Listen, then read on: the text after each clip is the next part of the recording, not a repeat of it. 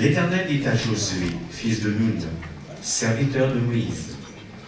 Moïse, mon serviteur, est mort. Maintenant, lève-toi, passe le Jourdain, toi et tout ce peuple, pour entrer dans le pays que je donne aux enfants d'Israël. Tout lieu que foulera la plante de votre pied, je vous le donne, comme je l'ai dit à Moïse. Vous aurez pour territoire depuis le désert et le Liban, jusqu'au grand fleuve, le fleuve de l'Euphrate, tout le pays des Hessiens, et jusqu'à la grande mer, c'est-à-dire la Méditerranée, vers le soleil couchant. Nul se tiendra devant toi tant que tu vivras. Je serai avec toi comme j'ai été avec Moïse, et je ne te délaisserai point, je ne t'abandonnerai point. Fortifie-toi et prends courage, car c'est toi qui mettras ce peuple en possession du pays que j'ai juré à leur père de leur donner. Fortifie-toi seulement, aie bon courage, en agissant fidèlement selon toute la loi que Moïse, mon serviteur, t'a prescrite. Ne t'en détourne ni à droite ni à gauche, afin de réussir dans tout ce que tu entreprendras. Que ce livre de la loi ne s'éloigne point de ta bouche, médite-le jour et nuit pour agir fidèlement selon tout ce qui est écrit, car c'est alors que tu auras du succès dans tes entreprises. C'est alors que tu réussiras. Ne t'ai-je pas donné cet ordre ? Fortifie-toi et prends courage. Ne t'effraie point, ne t'épouvante point, car l'Éternel, ton Dieu, est avec toi dans tout ce que tu entreprendras. Josué donna cet ordre aux officiers du peuple. Parcourez le camp, et voici ce que vous commanderez au peuple. Préparez-vous des provisions, car dans 3 jours, vous passerez le Jourdain pour aller conquérir le pays dont l'Éternel, votre Dieu, vous donnera la possession. Amen. Mon Père Céleste, ce matin, nous avons ouvert ta parole et nous voulons que celle-ci puisse, Seigneur, parler à notre cœur. Par ces paroles, que tu puisses, Seigneur mon Dieu Père, nous exhorter en effet, afin de bien nous conduire, Seigneur mon Dieu, dans le chemin que tu nous traces, mon Sauveur et mon Dieu. Merci donc, et que, en toutes choses, ton nom soit glorifié, béni. Merci Seigneur. Amen.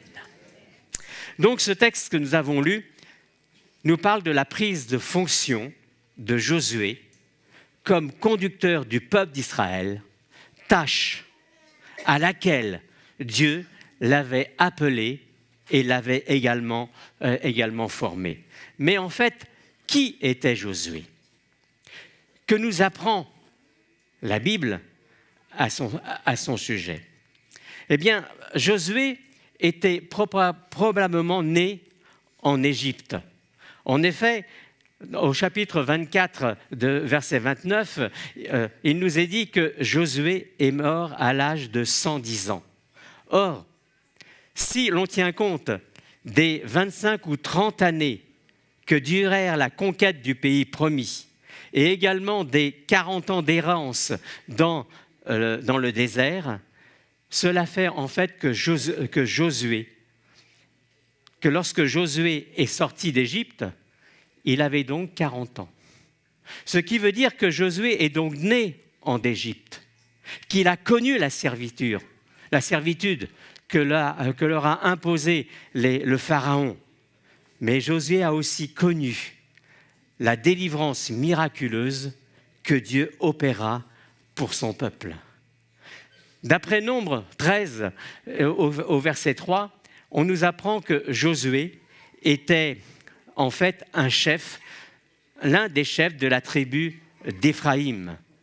Et à ce titre, il fut désigné pour explorer le pays de Canaan, expédition au retour de laquelle, avec Caleb, il va exhorter le peuple à garder sa confiance en Dieu, malgré les récriminations, malgré les dénégations des 10 autres qui avaient été envoyés. Eh bien, il va encourager le peuple à conquérir le pays promis, comme Dieu leur avait dit.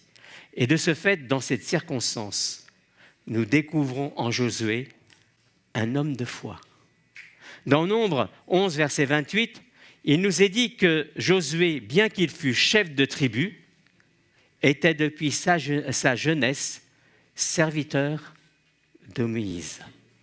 Et en cela, nous découvrons en Josué un homme d'humilité, un homme qui est soumis envers Dieu qui avait établi Moïse comme conducteur du peuple.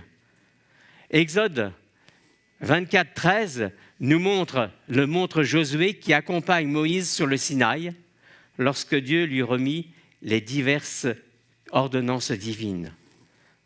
En Exode 33, verset 11, eh bien, nous dit que Josué restait dans la tente d'assignation qui était la demeure de Dieu parmi son peuple. Remarquez que Dieu habitait dans les mêmes configurations que son peuple qui vivait aussi sous des tentes. Et puis dans Exode 17, verset 8, il nous apprend qu'à la demande de Moïse, Josué va conduire l'armée d'Israël pour combattre Amalek, Moïse étant sur la montagne, le bâton de Dieu à la main. Et puis enfin, Nombre 27 nous dit que, Josué fut désigné par Dieu pour succéder à Moïse dans la direction du peuple. Et en cela, nous voyons que ce n'est pas Josué qui s'est autoproclamé, mais que c'est Dieu qui l'a désigné pour conduire son peuple. Ainsi, dans notre lecture d'introduction, l'Éternel appelle Josué à prendre la tête de son peuple pour le conduire à la conquête du pays promis. Chose difficile, conduire un peuple au cours roide, comme il est dit, n'était pas facile. Mais pourquoi je vous ai donné toutes ces descriptions? Parce qu'on va y revenir. C'est qu'afin de le rendre apte à cette tâche, Dieu avait préparé Josué. Il l'avait formé. Et déjà, en effet, il l'avait formé par ce que Josué avait vécu. Dans la première partie de sa vie, lorsqu'il était en Égypte, ayant connu avec les autres membres du peuple les persécutions infligées par le cruel Pharaon, Josué avait appris à être solidaire de son peuple. Être solidaire et prendre sa cause à cœur. Il était passé par les mêmes souffrances. Il pouvait donc comprendre les souffrances. C'est Paul qui dira qu'il a été consolé pour pouvoir consoler les autres. Devant le jugement que Dieu envoya pour faire justement plier Pharaon, Josué a appris à connaître la justice de Dieu qui s'exerce tôt ou tard contre toute impiété. Peut-être que là aussi, toi, tu passes par des moments difficiles et tu te dis, mais Seigneur, jusqu'à quand? Sache qu'un jour Dieu intervient. Il a connu la servitude, il l'a vu. Il nous a dit que quand Dieu va envoyer Moïse, Dieu a dit, j'ai entendu les cris de mon peuple que lui fait pousser la souffrance. Josué a appris que tôt ou tard, la justice de Dieu se manifeste.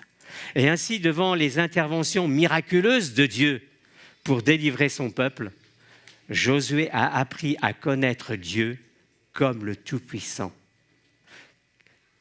comme celui que rien ni personne ne peut s'opposer à sa volonté, car tôt ou tard, elle s'accomplit. Lorsqu'il fut dans le désert, quand Dieu va donner à manger à son peuple qui criait, là aussi, Josué a appris à connaître Dieu comme celui qui pourvoit. Ne vous inquiétez de rien, mais en toute situation, exposez vos besoins à Dieu, dit l'apôtre Paul, et mon Dieu pourvoira à tous vos besoins.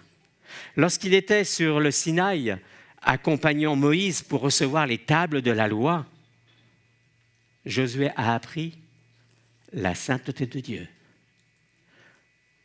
Pendant l'épisode du veau d'or, l'indignation de Moïse et la sévérité avec laquelle Moïse va réprimer le péché du peuple a appris non seulement à Josué à comprendre la gravité du péché, mais aussi la nécessité d'exercer la discipline, même envers les siens. Enfin, nous avons vu, on continue, Dans la tente d'assignation où il demeurait, nous est-il dit, Josué a appris à consacrer son temps pour rechercher la communion avec Dieu. Après le retour des explorateurs en Canaan, où il va essayer d'entraîner le peuple, je vous rappelle, je vous le redis, on avait envoyé 12 explorateurs, 12 chefs de tribus, et quand ils sont revenus, ils ont dit « Ah, c'est formidable, oui, c'est vrai, mais, il y a une difficulté, on ne va jamais pouvoir y arriver. » Et Josué et Caleb vont là, mais je ne vais parler que de Josué, nous l'avons lu tout à l'heure, vous dire « Mais n'écoutez pas, regardez pas ça, allez-y, le Seigneur est avec nous. »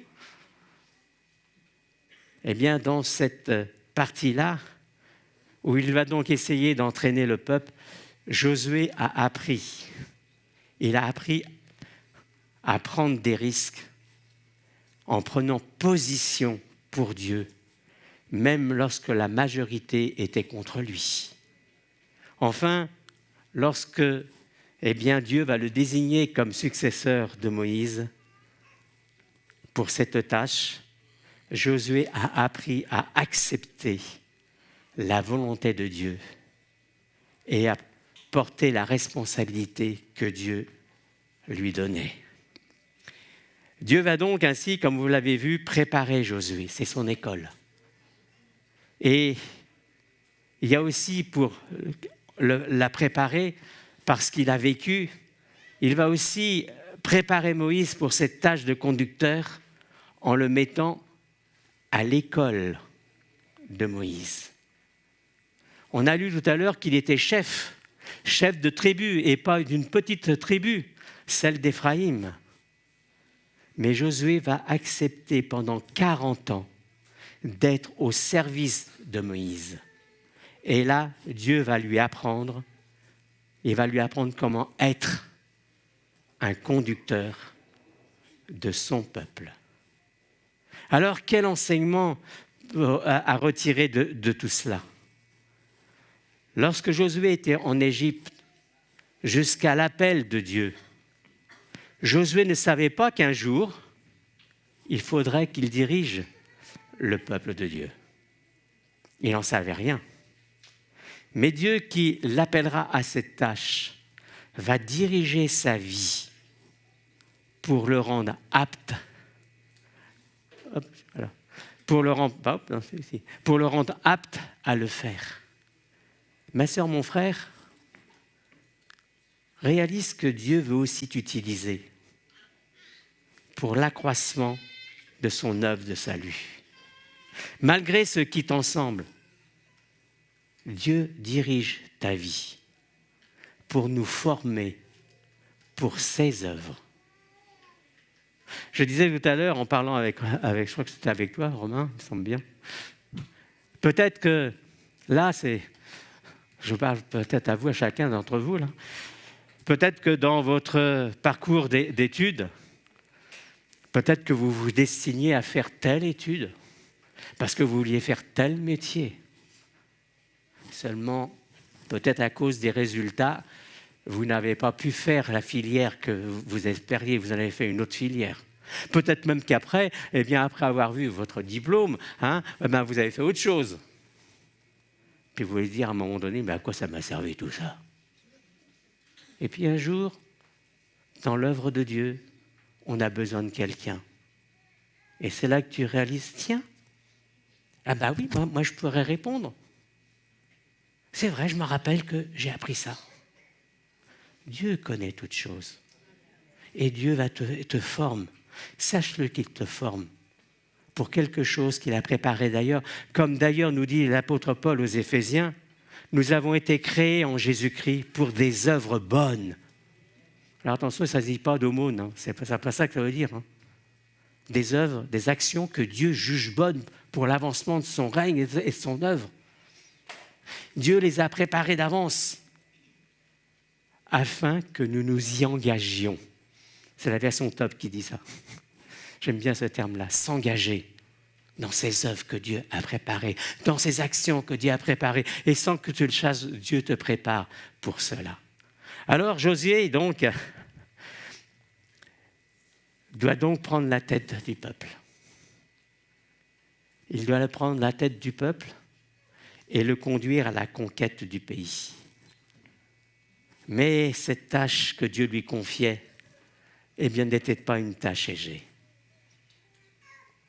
Et pouvait donc même l'angoisser. Parce qu'il y avait plusieurs obstacles qui étaient devant lui. C'était déjà, eh bien, je dirais, la traversée du Jourdain.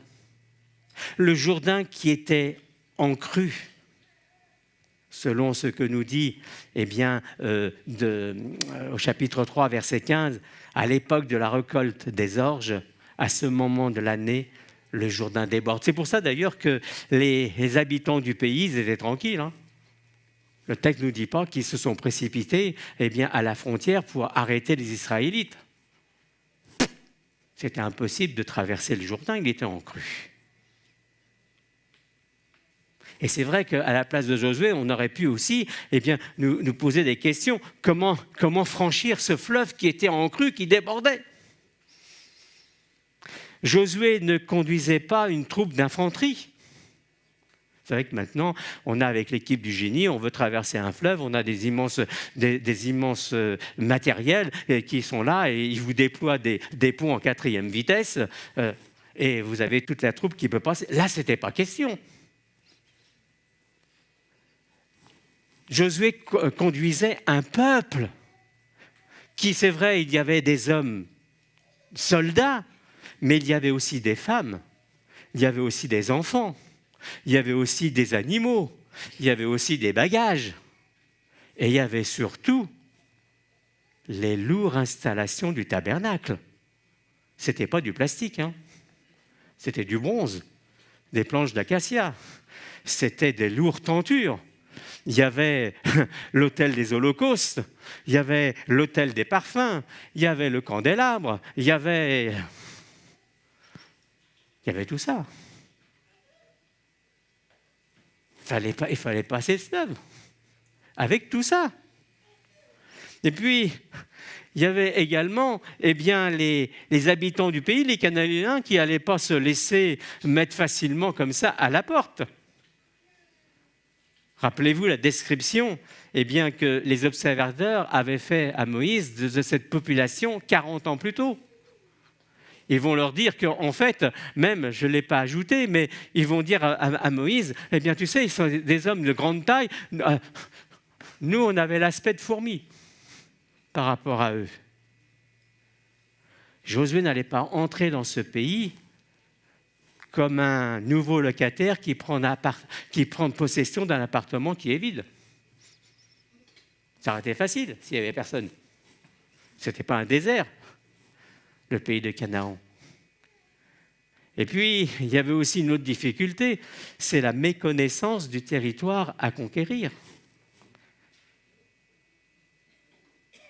Les Cananéens, eux, ils avaient un avantage sur les Israélites, c'est qu'eux, ils connaissaient le pays. Il y avait aussi l'importance du territoire à conquérir. Selon le verset 4, ce territoire que Dieu a dit à Josué qu'il allait prendre possession, allait du Negueb au sud, près de l'Égypte, là, jusqu'au Liban au nord, de la Méditerranée à l'ouest jusqu'à l'Euphrate à l'est. Une très vaste étendue qui laissait envisager une longue conquête. Et Josué n'avait plus 20 ans. Il devait au moins avoir 80 ans au moment où Dieu lui dit « tu prends le commandement ». Et vous savez que quand on a les poids des ans, eh ben,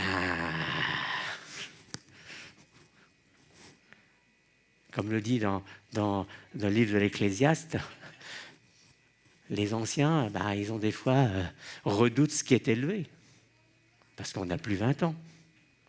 Oui, il y avait de quoi être perplexe, de redouter l'aventure. Et si vous aviez été à la place de Josué avec son âge et devant ses difficultés, est-ce qu'on se serait engagé dans la tâche que Dieu nous demandait? Mais je leur ai dit, en lui demandant de prendre la tête du peuple et de passer le Jourdain, Dieu l'avait formé et instruit. Mais également en lui renouvelant cet appel, Dieu va lui faire certaines promesses. Au verset 3, il lui dit « Tout le territoire que tu fouleras, que vous foulerez, je vous le donne. » Josué, malgré la méconnaissance du pays, Dieu t'a fait une promesse et tu es assuré de ce fait de la réussite. Alors, tu n'as qu'à avancer. Au verset 5, Dieu lui précise que nul ne se tiendra devant toi. Malgré le nombre des habitants du pays, malgré leur haute taille, malgré leur ville fortifiée, Josué, tu n'as pas à redouter. Je suis là. Nul ne se tiendra devant toi. Tu n'as qu'à avancer. Au verset 5, Dieu lui dit encore, « Je serai avec toi, comme j'ai été avec Moïse. Je ne te délaisserai point, je ne t'abandonnerai point. » Un des obstacles, c'était que le Jourdain était en crue. Mais ce Jourdain en crue ne sera plus un obstacle. Parce que du temps de Moïse, Josué avait vu que Dieu, à la parole, à l'action de Moïse, a ouvert un passage dans la mer. Et il en sera de même ici. Josué en est là averti. « Je serai avec toi comme j'ai été avec Moïse. » Alors Josué, tu n'as qu'à avancer. Au verset 6, Dieu lui dit, tu mettras ce peuple en possession du pays. Josué donc est garanti d'achever ce que Dieu lui demande. C'est vrai que la conquête est donc bornée dans le temps, parce qu'il est bien dit, je mettrai ce peuple en possession du pays. Dieu lui dit, Josué avait 80 ans. Est-ce qu'il se serait... Mais Dieu lui dit, je te donnerai. Alors Josué, tu n'as qu'à encore à avancer. Ma sœur, mon frère, agir en chrétien dans ce monde pour répondre à l'appel de Dieu, pour suivre cette parole que Jésus a dite et a donnée à son Église, ce message d'envoi, aller faire de toutes les nations des disciples. Peut-être que ça te paraît difficile dans la situation où tu es. Quand tu regardes ce que tu es, tu peux dire, mais comment je pourrais faire? Mais comme Josué, Dieu nous rappelle qu'il est avec nous. Et s'il est avec nous, ça va, vous connaissez bien le verset. Si Dieu est avec nous, qui sera contre nous? Et si Dieu t'appelle à une tâche, c'est qui sait que tu peux l'accomplir. Dieu promet à Josué donc le succès dans la voie qu'il lui demande d'emprunter. Et de ce fait, que devait faire Josué? Que de nous faire nous? Quel comportement devait-il avoir? Il lui dit déjà d'agir avec foi et confiance. Sois ferme et vaillant. Ça, c'est la version juive qui traduit ce texte comme ça. Sois ferme et vaillant, lui dit Dieu, et ce, en t'appuyant sur ce que Dieu t'a dit, en t'appuyant sur ce que tu as vu que Dieu a accompli. Josué doit s'engager résolument dans la perspective que Dieu lui montre. Je le redis, ma sœur, mon frère, Dieu n'est pas inconsidéré dans ce qu'il te propose de faire. Il sait ce que tu es capable de faire. Et s'il te demande de le faire, c'est parce qu'il sait que tu pourras l'accomplir. Je connais les projets que j'ai formés sur vous, projets de paix et non de malheur, afin de donner un avenir et de l'espérance. Il devait donc là avoir foi et confiance en Dieu, mais obéir en tout point selon les ordonnances divines. Fortifie-toi seulement et bon courage en agissant fidèlement selon toute la loi, la parole de Dieu, que Moïse, mon serviteur, t'a prescrite. Ne t'en détourne ni à droite ni à gauche, afin de réussir dans tout ce que tu entreprendras. Et voyez-vous, ma sœur, mon frère, on n'a pas à faire le tri dans ce que Dieu demande. Josué devait agir fidèlement selon toute la loi, je dirais toute la parole de Dieu. Et ce n'est pas ringard de conformer notre vie à ce que Dieu dit. Il y en a certains qui, à cause de ce qui se passe dans notre monde, et qui regardent, oh, mais ça, non, oui, mais c'est suranné. Dieu veille sur sa parole pour l'accomplir, de la Genèse à l'Apocalypse. C'est vrai, tu pourrais me dire, oui, mais les gens de ce monde ne le font pas. Mais en fait, malgré les apparences, ils ne sont pas plus heureux pour cela. Ce sont des hommes et des femmes insatisfaits qui se plaignent toujours de leur sort. Leur vie, ils sont vite désabusés. Ils n'ont aucune certitude pour l'avenir. Josué devait obéir à ce que Dieu avait dit, mais pour cela, il fallait qu'il la lise et la médite régulièrement, cette loi, cette parole. Que le livre de la loi ne s'éloigne point de ta bouche. Médite-le jour et nuit pour agir fidèlement selon tout ce qui est écrit, car c'est alors que tu auras du succès dans tes entreprises. C'est alors que tu réussiras. Oui, la lire, la méditer, eh bien déjà pour ne pas pécher contre Dieu, en faisant ce qui lui est désagréable, mais en agissant selon ce qui est agréable à Dieu. David nous dit, comment un jeune homme aura-t-il pur son sentier en se dirigeant d'après ta parole? Cette parole qui est notre lampe à nos pieds et qui éclaire chaque pas de notre marche. La lire, la méditer pour justement susciter la foi dans la tâche, dans cet avenir qui est devant nous, en nous faisant réaliser ce que Dieu fait pour nous et ce qu'il veut faire encore pour nous. Ce qu'il a fait hier, il le fera encore aujourd'hui. Oui, lire, méditer la parole de Dieu, parce que la foi vient de ce qu'on entend. Et ce qu'on entend vient de la parole de Dieu. La lire également est là afin de savoir quelle destinée, eh bien, Dieu en Jésus-Christ nous réserve. Car tout ce qui est écrit, l'a écrit d'avance pour notre instruction. Nous rappeler cette parole que Jésus a dite à ses disciples. Je m'en vais vous préparer une place. Et quand j'aurai préparé une place, je reviendrai pour vous chercher, afin que là où je suis, vous y soyez aussi.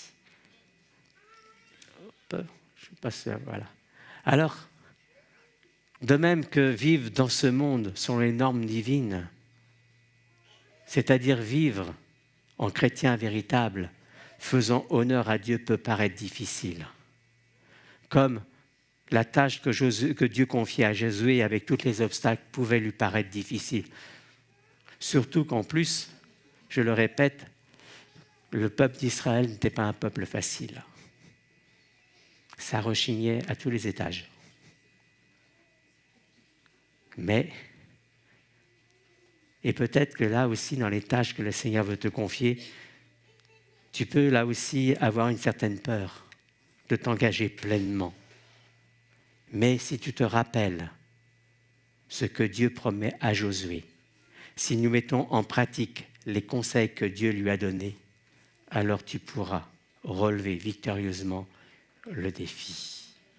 À l'appel de Dieu, Josué a répondu « Oui ». Il s'est levé malgré son âge. Il a parlé au peuple et le peuple lui a emboîté le pas pour conquérir le pays. Ma sœur, mon frère, Dieu t'appelle aussi à œuvrer pour conquérir les cœurs de nos contemporains. Il t'appelle. Oh, ça ne sera peut-être pas de prêcher. Ça sera peut-être autre chose. Mais tout est utile pour l'avancement de son œuvre. Alors, mon frère, ma sœur, comme Josué, puissons-nous nous lever, nous engager résolument dans cette sainte lutte pour la seule gloire de Dieu. Dieu sait tes capacités. Dieu t'a formé. Dieu, sans le savoir, je le répète, eh bien, t'a conduit dans certaines choses. Parce que lui savait qu'à un moment donné, il te dirait « J'ai besoin de toi. J'ai besoin de toi pour accomplir ça, à laquelle tu n'avais peut-être jamais pensé. » Mais Dieu le savait d'avance. Et Dieu veut t'utiliser. Maintenant, est-ce qu'en effet, eh bien, tu veux dire, comme Josué, malgré son âge, malgré les difficultés, dire à Dieu, oui, Seigneur, je m'engage dans la tâche que tu me demandes de faire. À lui seul soit toute la gloire. Amen. Mon Seigneur et mon Dieu, ce matin encore, tu as voulu tout simplement, Seigneur mon Dieu Père, eh bien, nous rappeler que, Seigneur, toi, tu es le maître de la moisson, que tu conduis toutes choses, Seigneur Père éternel.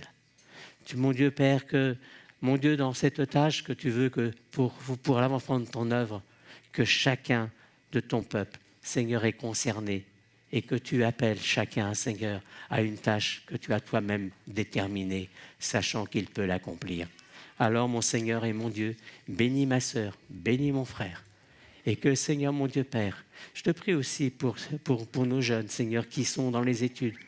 Et que, Seigneur, là, ils puissent courageusement, mon Dieu, apprendre, mon Dieu Père, afin que plus tard, peut-être, ce qu'ils auront appris puisse servir, Seigneur, pour ton œuvre et pour ta gloire. Je t'en remercie, Seigneur. Amen.